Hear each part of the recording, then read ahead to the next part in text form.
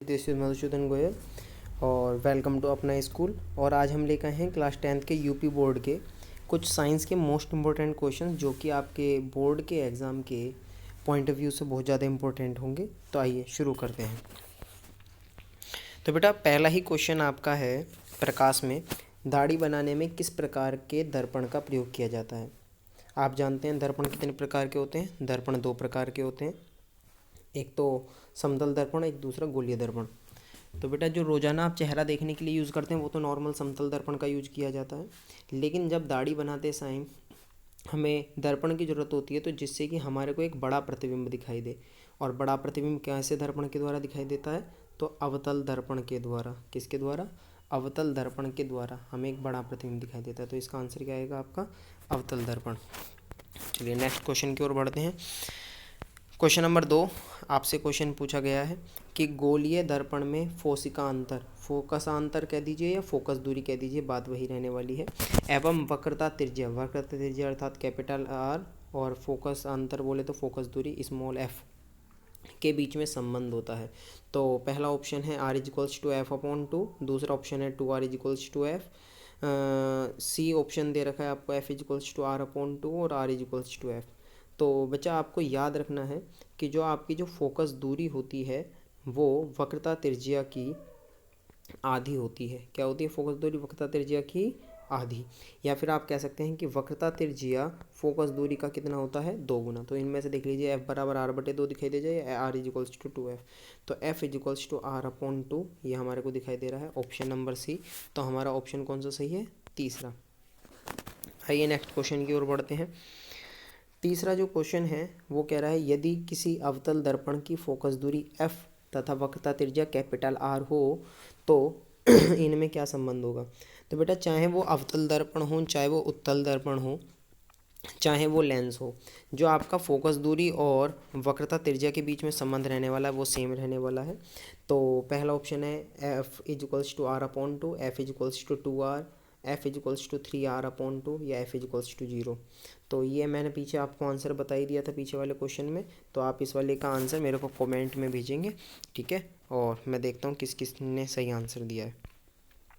Third question बच्चा आपसे कह रहा है कि अवतल दर्पण से परावर्तन के बाद किरण बिंदु से होकर गुजरेगी। आपसे कह रहा है अवतल दर्पण से परावर्तन के बाद। हमारे को पता है कि यदि कोई मेरे पास एक अवतल दर्पण है, ये वाला दर्पण क्या है मेरे पास? ये अवतल दर्पण, और ये हमारे पास मुख्य अक्ष है। तो यदि मैं यहाँ से इसके ऊपर एक किरण डालता हूँ, ये वाली क्या डाली मैंने? इसके ऊपर एक किरण, तो ये परावर्तन के पश्चात कहाँ से होकर गुजरती है? तो हमारे को पता है कि मुख्य अक्ष के समांतर खींची गई रेखा परावर्तन के पश्चात किससे होकर जाती है आपकी? तो ये वाला जो बिंदु होता है बेटा इसे कहते हैं फोकस, एफ से होकर जाती है। तो पहला ऑप्शन सी दे रखा है, दूसरा एफ, पी और सी व एफ के बीच में, तो इसका आंसर कौन सा आएगा? एफ। चलिए नेक्स्ट क्वेश्चन पर बढ़ते हैं। नेक्स्ट क्वेश्चन है आपका किसी दर्पण से वस्तु को कहीं भी रखने से, किसी दर्पण से वस्तु को कहीं भी रखने से वस्तु के बराबर आकार का सीधा प्रतिबिंब बनता है तो दर्पण होगा। तो अगर आप वस्तु को कहीं पे भी रख रहे हो लेकिन वस्तु को कैसा बन रहा है आपका? सीधा प्रतिबिंब बन रहा है और उसी के बराबर प्रतिबिंब बन रहा है, तो वो उत्तल के द्वारा बनेगा या अवतल दर्पण के द्वारा या समतल दर्पण के द्वारा, और समतल और उत्तल दोनों के द्वारा।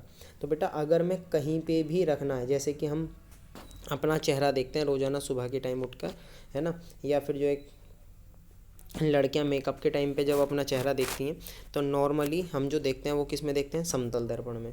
चाहे हम आगे खड़े हो जाएं या पीछे खड़े हो जाएं हमें अपना चेहरा सेम आकार का नज़र आएगा। तो इसका मतलब ये क्या होगा आपका? समतल दर्पण के द्वारा, क्योंकि बेटा जो उत्तल दर्पण है इससे छोटा प्रतिबिंब बनता है, अवतल दर्पण से इससे छोटा भी बनता है, बराबर भी बनता है और इससे बड़ा भी बनता है। तो तीनों प्रकार के प्रतिबिंब प्राप्त होते हैं अवतल के द्वारा। तो हमारा जिससे बराबर बनेगा केवल, तो वो कौन सा होगा? समतल। और यदि आपसे क्वेश्चन पूछा है कि वह कौन सा दर्पण है जिससे हमेशा छोटा प्रतिबिंब प्राप्त होगा, तो छोटा प्रतिबिंब जो प्राप्त होने वाला वो होगा उत्तल से, ठीक है, और बराबर जो प्राप्त होने वाला होगा वो होगा समतल से। जो अवतल है उससे छोटा भी होगा, बड़ा भी होगा और बराबर, तीनों के तीनों 6 केस हैं इसके, तीनों के तीनों प्रकार के प्राप्त होते हैं। चलिए नेक्स्ट क्वेश्चन पर बढ़ जाते हैं। ये कह रहा है प्रकाश के अपवर्तन के कितने नियम हैं। तो सबसे पहली बात तो यही आ जाती है बेटा, प्रकाश का अपवर्तन कहते किसे हैं। तो यदि मैं कह रहा हूँ कि प्रकाश किरण, जैसे कि हमारे पास ये कोई माध्यम है, ये वाला हमारे पास सघन माध्यम है, ये वाला मेरे पास विरल माध्यम है। तो मैं कह रहा हूँ अगर कोई प्रकाश किरण सघन माध्यम से किस में जाती है, विरल माध्यम में, या मैं कहने लग जाऊँ माध्यम 1 से माध्यम 2 में जाती है। यदि कोई प्रकाश किरण, ये आपतित प्रकाश की किरण है और ये सघन माध्यम से विरल माध्यम में जा रही है, तो बेटा ये क्या होगी, अपने पथ से विचलित हो जाएगी या अभिलंब से दूर हट जाएगी। और अगर जो है क्या नाम है, ये विरल से सघन में आ रही होती, माना मैं कहने लग जाऊँ कि ऊपर वाला जो है ये हमारा ये है, ऊपर वाला माध्यम विरल है और नीचे वाला माध्यम सघन है, तो इसमें क्या होगा, जब प्रकाश किरण आएगी वो अभिलंब की ओर झुक जाती है। क्या होगा, अभिलंब की ओर झुक जाती है। तो बेटा ये है प्रकाश का अपवर्तन। आपसे पूछा जा रहा है प्रकाश के अपवर्तन के कितने नियम हैं। तो बेटा प्रकाश के अपवर्तन के कितने नियम होते हैं आपके, 2। कौन कौन से।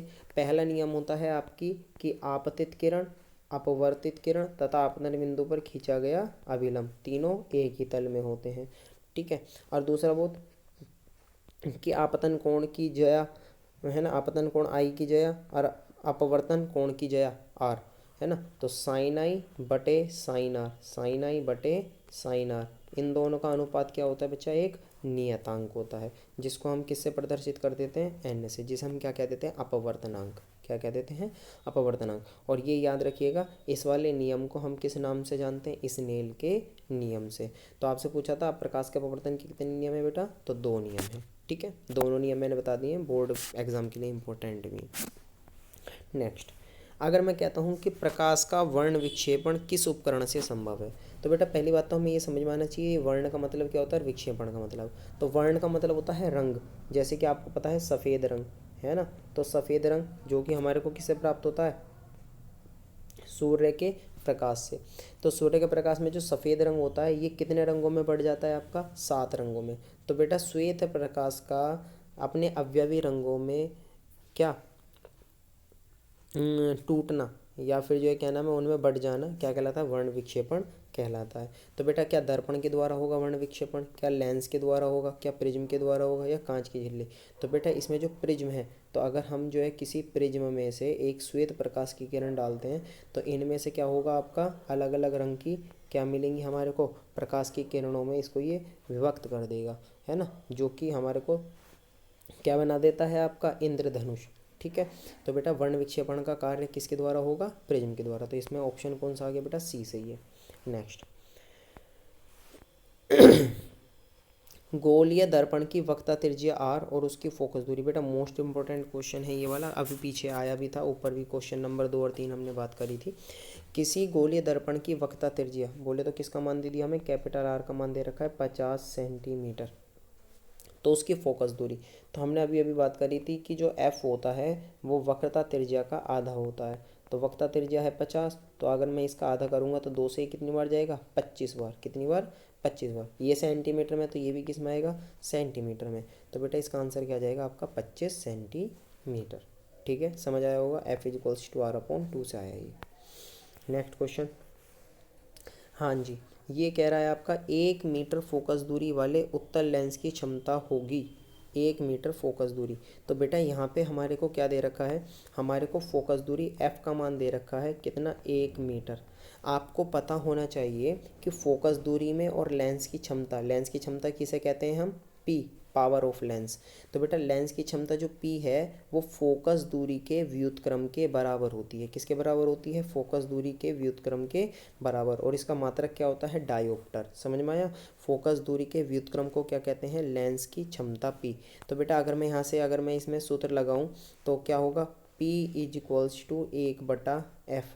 तो और आपको पता है 1/f का मान पहले से ही किस में दे रखा है, 1। और बेटा याद रखना इसमें हम यहाँ रखते हैं मीटर के अंदर। तो 1/1 तो बराबर क्या आ गया, 1। तो आपको कि भैया इसके अंदर तो सर कि -1 में भी आ रखा है और +1 में भी आ रखा है, इन दोनों में से कौन सा सही होगा।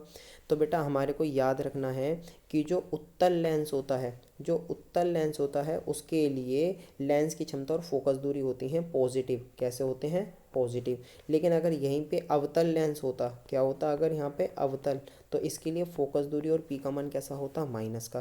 तो इसलिए हमारा आंसर कौन सा सही है, बी। याद रखिएगा, अगर यहाँ पे अवतल लेंस आ जाए तो इसका आंसर कौन सा आ जाता, -1। चलिए नेक्स्ट पे बढ़ते हैं। बेटा ये आपसे कह रहा है कि देखो अभी अभी मैंने अभी आपको ये चीज़ समझाई थी, किसी उत्तल लेंस की फोकस दूरी हमेशा होती है, किसी उत्तल लेंस की फोकस दूरी हमेशा होती है। तो बेटा फोकस दूरी कैसी होती है, पॉजिटिव होती है, नेगेटिव, पॉजिटिव नेगेटिव या इनफाइनाइट। तो मैंने आपको बताया अगर उत्तल लेंस आएगा तो बेटा इसकी फोकस दूरी किस में होगी, प्लस में। अगर अवतल लेंस आता तो कैसी होती, माइनस में।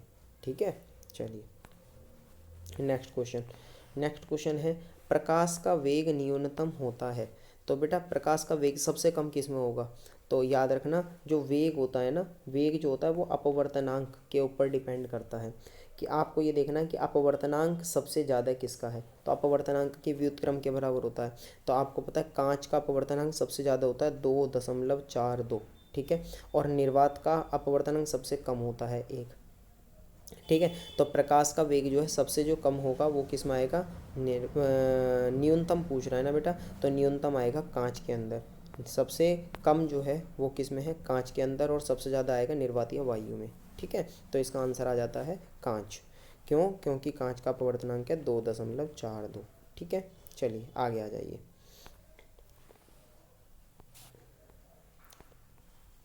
निम्न में से कौन सा पदार्थ लेंस बनाने के लिए प्रयुक्त नहीं किया जाता। तो निम्न में से कौन सा पदार्थ लेंस बनाने के लिए प्रयुक्त नहीं किया जाता। तो बेटा आप जो है कि जल से लेंस बना सकते हैं, हम कांच से बना सकते हैं, प्लास्टिक से बना सकते हैं, लेकिन कौन सा लेंस नहीं बना सकते हम, मिट्टी से। समझ आया होगा आप लोगों को इसके अंदर। आइए अगला क्वेश्चन देखते हैं। काल्पनिक प्रतिबिंब होता है। तो बेटा हमेशा याद रखना है आप लोगों को, जो काल्पनिक प्रतिबिंब होगा, काल्पनिक प्रतिबिंब हमेशा, जिसे हम आभासी प्रतिबिंब भी बोल देते हैं, क्या बोल देते हैं इसको, आभासी प्रतिबिंब। तो आभासी जो होगा वो हमेशा सीधा होगा। आभासी कैसा होता है, सीधा। लेकिन याद रखना इसके अंदर बेटा जब भी वास्तविक प्रतिबिंब प्राप्त होगा ये हमेशा उल्टा होता है।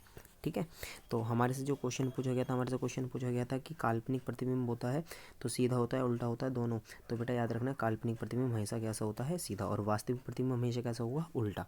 ठीक है, नेक्स्ट क्वेश्चन, किस दर्पण से हमेशा वस्तु से छोटा प्रतिबिंब प्राप्त होता है। वस्तु से छोटा प्रतिबिंब हमेशा, तो बेटा समतल दर्पण से तो बराबर प्राप्त होता है, अवतल दर्पण से बराबर, छोटा और बड़ा तीनों प्रकार का प्राप्त होता है। तो उत्तल दर्पण ऐसा है जिससे कि हमेशा हमेशा हमेशा, क्योंकि यहाँ पे हमेशा लगा के दिया है बेटा, इस वजह से हम उत्तल पर लिखेंगे यहाँ पे। ठीक है, आगे बढ़ते हैं। 4 डायोप्टर क्षमता वाले अवतल लेंस की फोकस दूरी होगी। तो बेटा यहाँ पे हमें क्या दे रखा है, यहाँ पे हमें दे रखा है यहाँ पे 4 डायोप्टर लेंस की क्षमता। तो बेटा P बराबर कितना दे रखा है, 4 डायोप्टर। तो याद रखना है आप लोगों को, तो F का एक सूत्र होता है, F बराबर होता है बेटा यहाँ पे 100/P, 100/P। लेकिन याद रखना यहाँ पे जो है ये आएगा आंसर सेंटीमीटर में। यदि आप F बराबर लगाते हो 1/P तो याद रखना ये आंसर आएगा मीटर के अंदर। तो क्योंकि यहाँ पे 4 दे रखा है, इस वजह से अगर मैं यहाँ P का मान क्या रख देता हूँ, यहाँ पे मैं 4, तो 100/4, और 4 से जब आप इसको काटोगे तो कितना आ जाएगा, 25, तो 25 सेंटीमीटर। और बेटा अगर यहाँ पे हमारे को 2 ऑप्शन दिए हुए होते, माना एक आंसर दिया हुआ होता है यहाँ पे प्लस का 25 और एक दिया हुआ होता माइनस के 25 सेंटीमीटर में, तो हमारा आंसर, क्योंकि ये अवतल लेंस है इस वजह से इसका आंसर आता माइनस के 25, लेकिन यहाँ पे 25 है तो इसलिए आंसर आएगा 25। आगे बढ़ जाते हैं। ये कह रहा है किसी लेंस की फोकस दूरी कह दीजिए, फोकस अंतर कह दीजिए, बात एक ही है, 50 सेंटीमीटर है तो उसकी क्षमता होगी। तो बेटा फिर से वही F। अच्छा यहाँ पे अब की बार जो है क्षमता पूछा है, तो हम क्या लगाएंगे यहाँ पे, अब की बार हम लगाएंगे P। तो P बराबर कितना होता है, तो आप कैसे कह दीजिए, वही 100/, क्योंकि F सेंटीमीटर में ना इस वजह से मैंने 100 रखा है, तो 100/F। अब क्योंकि ये उत्तल लेंस है तो F कैसा होगा, पॉजिटिव होगा। तो बेटा 100/50, और 50 दूनी 100, तो हमारे पास आंसर कितना आएगा, 2 डायोप्टर। तो आंसर कितना आएगा, +2। अगर अवतल होता तो क्या आंसर आता, -2। चलिए आगे बढ़ जाते हैं। नेक्स्ट क्वेश्चन, किस दर्पण से वस्तु का बड़ा प्रतिबिंब प्राप्त होता है। तो बेटा बड़ा प्रतिबिंब किससे, हमें पता है कि समतल दर्पण से तो बराबर होगा, उत्तल दर्पण से छोटा होगा, तो बड़ा प्रतिबिंब किसके द्वारा प्राप्त होगा, अवतल दर्पण के द्वारा। तो आंसर आ जाता है बी। नेक्स्ट क्वेश्चन, दो डायोप्टर क्षमता वाले लेंस का फोकस होगा। तो बेटा अभी अभी मैंने बात करा था P इक्वल्स टू कितना होता है आपका, या फोकस दूरी पूछा तो F इक्वल्स टू कितना होता है 1/P, या आप कह सकते हैं 100/P। अगर हमें सेंटीमीटर में आंसर लाना है तो 100/P का मान कितना है 2, तो 2 बराबर कितना आ जाएगा, 2 से काटेंगे तो 50, लेकिन किस में, सेंटीमीटर में। ठीक है, तो 50 सेंटीमीटर। नेक्स्ट क्वेश्चन, अगले पर बढ़ जाते हैं हम। प्रकाश के परावर्तन के कितने नियम हैं। बेटा अभी हमने बात करी थी प्रकाश के अपवर्तन के नियम, तो सेम प्रकाश के परावर्तन के भी कितने नियम हैं हमारे पास, 2 नियम होते हैं बेटा। प्रकाश के परावर्तन के कौन कौन से नियम हैं, जैसे कि अगर मैं बात करता हूँ, ये कोई आपतित प्रकाश है, ये आपकी कोई परावर्तित प्रकाश है, और ये क्या है, आपतन बिंदु पर खींचा गया अभिलंब। आपतित प्रकाश, परावर्तित प्रकाश तथा आपतन बिंदु पर खींचा गया अभिलंब तीनों एक ही तल में होते हैं। और दूसरी चीज़, आपतन कोण I का मान परावर्तन कोण R के मान के सदैव बराबर होता है। तो कितने नियम होते हैं हमारे पास, 2। नेक्स्ट क्वेश्चन, समतल दर्पण द्वारा बना प्रतिबिंब होता है। तो बेटा समतल दर्पण द्वारा बना प्रतिबिंब जो हमेशा होता है बेटा, याद रख लेना है आप लोगों को, काल्पनिक होता है। ठीक है, जो आपका समतल दर्पण होता है, इसका जो प्रतिबिंब प्राप्त होगा यहाँ से आपको, वो काल्पनिक, हम आभास करेंगे कि यहाँ पे बनने वाला होगा, तो आभासी कह दीजिए या काल्पनिक कह दीजिए, ऑप्शन नंबर बी। तो आई होप आपको ये समझ आया होगा हमारी 20 MCQs। तो बच्चा अगर आप लोगों को MCQ समझ आए हों तो ज़रूर कमेंट करके ज़रूर बताइएगा, और हमारे साथ जुड़े रहने के लिए हमारी वीडियो को लाइक कीजिएगा और चैनल को सब्सक्राइब कीजिएगा। और ऐसे ही इंपॉर्टेंट क्वेश्चंस के साथ अभी मैं आगे सीरीज बना रहा हूँ, आप हमारे साथ जुड़े रहिए। धन्यवाद, थैंक यू।